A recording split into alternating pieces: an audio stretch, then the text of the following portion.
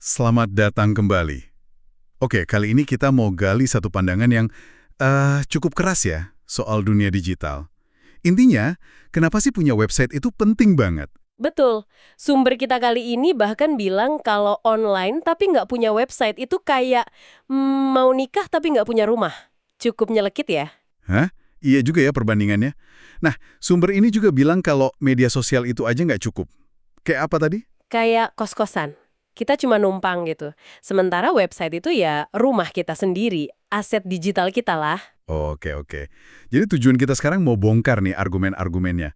Kenapa website sepenting itu, bedanya apa sama medsos, terus untungnya apa aja sih menurut sumber ini. Kita mulai dari perbandingan dasarnya dulu deh ya. Siap.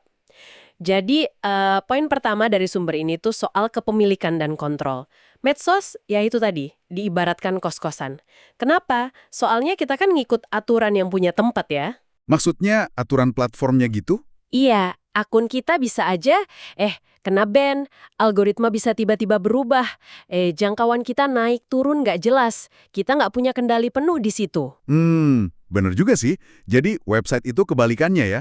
Kayak rumah sendiri tadi. Persis, di website kita yang punya aturan. Mau desainnya gimana, fiturnya apa aja, data pelanggan mau diapain, itu kendali kita. Makanya disebut aset digital jangka panjang. Beda banget sama medsos yang kita cuma nebeng. Tapi kan medsos itu jangkauannya gede banget ya. Gampang juga interaksinya. Banyak yang mikir, ya udahlah nebeng aja dulu yang penting rame. Gimana tuh? Sumber ini nggak menyangkal soal jangkauan medsos, tapi lebih nekanin risikonya. Kalau kita tergantung banget sama platform orang lain, ya rentan. Kalau platformnya kenapa-napa, bisnis kita bisa goyang. Website itu ngasih stabilitas. Oke, oke. Jadi ini soal kedaulatan digital kita ya. Punya properti sendiri di dunia maya. Nah ini nyambung nih kayaknya ke poin berikutnya soal profesionalisme. Tepat. Sumber ini bilang, website itu bikin bisnis kelihatan, profesional. Gitu. Tanpa website, katanya bisa kelihatan amatiran. Analoginya lumayan tajam lagi ya. Kayak jualan tapi naruh dagangan di karung atau buka lapak di parkiran mall. Itu kan gimana ya, agak keras ya kesannya. Iya, sumber ini memang menekankan banget poin ini. Bukan berarti yang nggak punya website itu pasti nggak kredibel ya, tapi website itu ngasih semacam etalase yang proper gitu. Etalase yang proper, maksudnya? Ya bayangin aja bedanya, kalau cuma lewat medsos, mungkin seringnya kan DM aja ya Kak, gitu kan. Nah bandingin sama website yang ada katalog produk rapi, ada proses checkout otomatis, pilihan bayar macem-macem, kan kelihatan lebih terstruktur dan ya itu tadi, profesional. Bangun kepercayaan juga lebih gampang. Masuk akal sih. Jadi lebih dari sekedar tempat jualan ya, tapi juga bangun citra.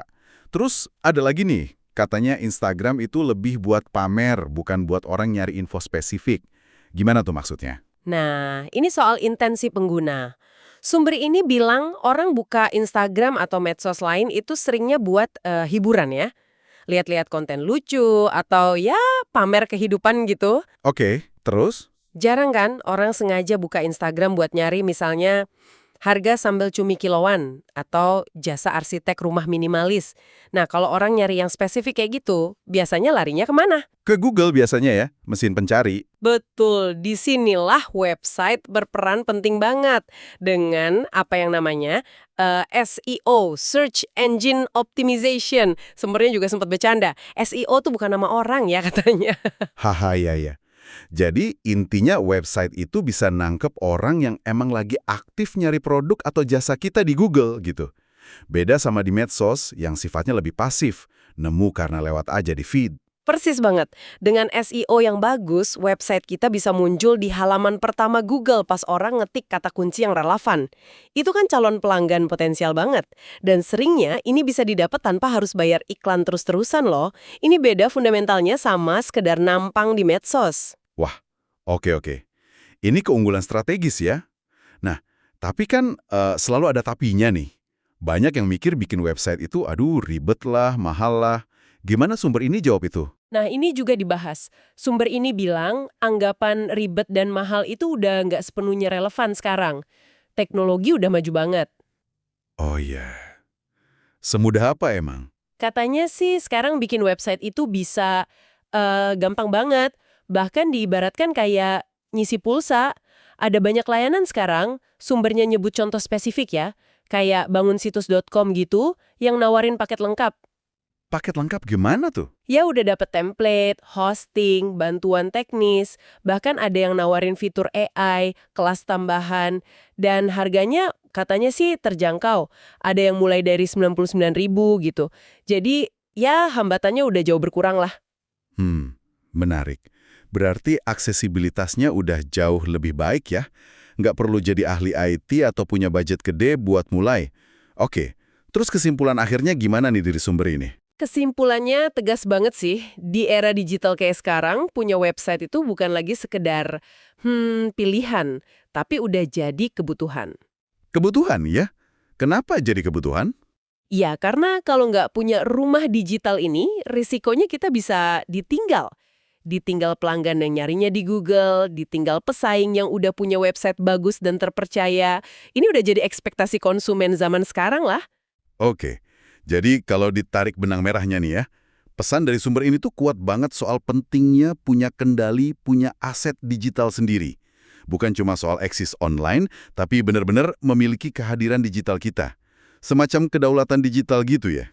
Betul sekali.